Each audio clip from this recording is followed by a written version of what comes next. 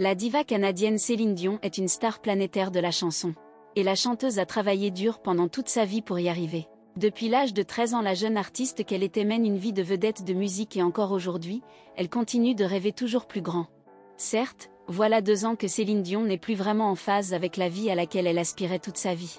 Mais c'est malgré elle qu'elle se retire du devant de la scène, atteinte de troubles musculaires incontrôlables. Et puis, même lorsqu'elle était toujours sur la brèche, la star n'avait pas la vie parfaite que ses fans peuvent parfois lui imaginer. Que l'on soit madame ou monsieur tout le monde ou que l'on soit une star internationale, nous sommes tous faits de la même manière. Ainsi, même Céline Dion pouvait avoir des coups de blues. Et cela même lorsqu'elle était au top de sa forme physique et qu'elle enchaînait les concerts. Depuis toujours ou presque, Céline Dion est isolée. Et depuis la disparition de son mari René Angélil, c'est une toute autre histoire. Il était son époux mais il était aussi son meilleur ami, le père de ses enfants, son agent et son manager. Dans tous les domaines de la vie de la star, René était son associé.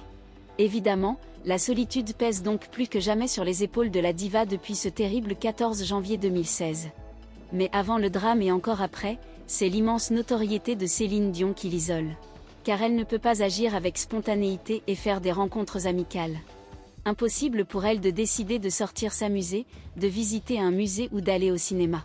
Des foules de fans s'attrouperaient naturellement, mettant même parfois sa sécurité en danger. Depuis toujours donc et certainement jusqu'à la fin de sa vie, Céline Dion se sentira esseulée. Cette solitude sera sans doute aussi de plus en plus pesante au fur et à mesure que son cercle proche se restreint. Des journalistes spécialistes de la carrière de Céline Dion sont formels, il y a de quoi devenir fou. Certains supposent même que le mal dont souffre Céline Dion soit psychosomatique et qu'il résulte de ce mode de vie si difficile à concilier avec un réel épanouissement personnel.